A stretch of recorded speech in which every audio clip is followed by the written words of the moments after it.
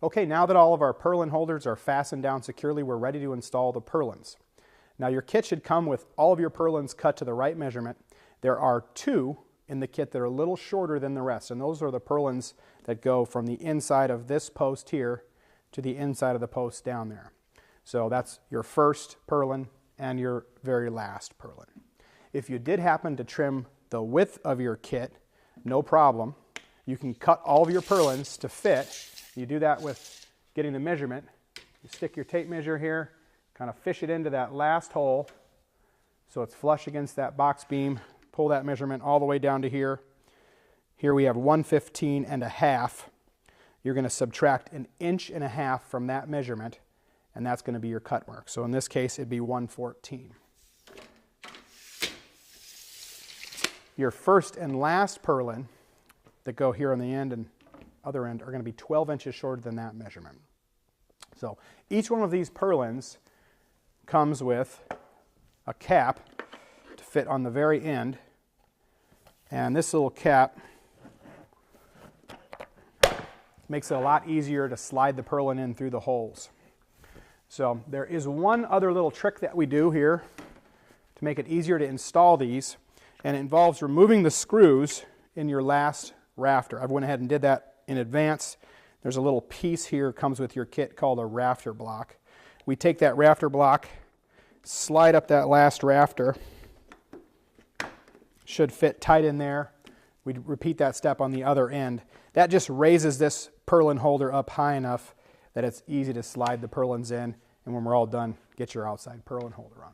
So once that's there, your cap's installed in the end, you can start fishing these through.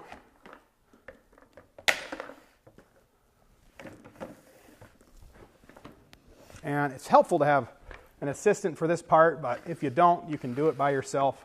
It just takes a little bit of patience to get the first couple going.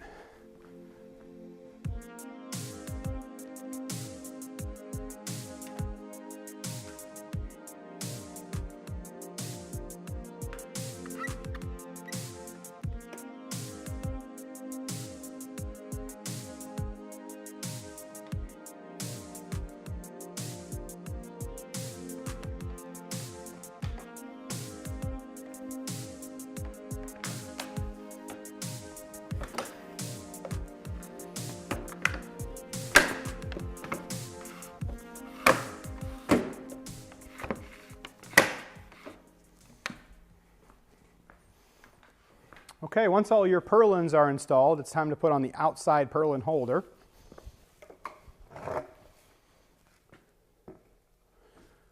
And with this piece, it's best to start on one end and work your way down. We slide these purlins back ever so slightly.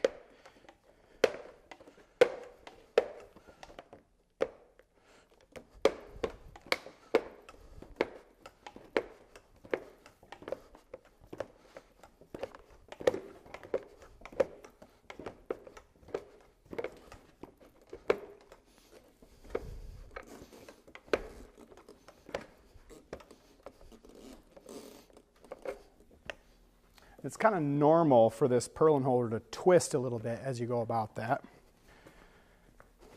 And you're going to pull out these rafter blocks real gently.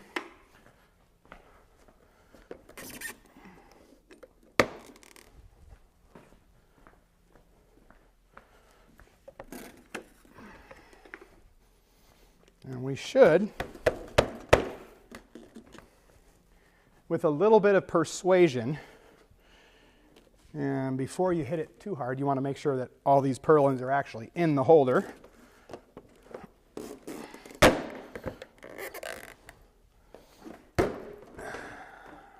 There. Should drop right into place like that. Now, you still want this outside purlin holder to be kind of flush with the top of your beam. So as you go underneath it and put your screws into this purlin holder, you're going to want to make sure you hold it up nice and flush. Once that's all done, you're going to want to put fasteners in your last outside picket. You want to center this picket between the posts, right about like that. It's helpful if you peel the stickers from the Purlin holders before this step.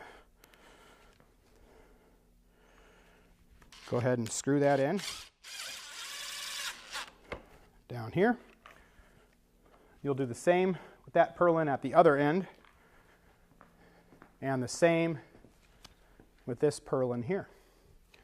So at that point, really that's all there's left to do is peel stickers, put a couple screws back in the rafter that we unscrewed to get the purlins in, put a few plugs in this outside purlin holder, and clean off any marks. And if you remember, all these kits come with a Mr. Clean Magic Eraser. A little bit of Windex and water with that will take off any scuffs or pencil marks you happen to make while you're putting the kit together. So it's time to get a cold beverage and enjoy the shade. Thank you very much.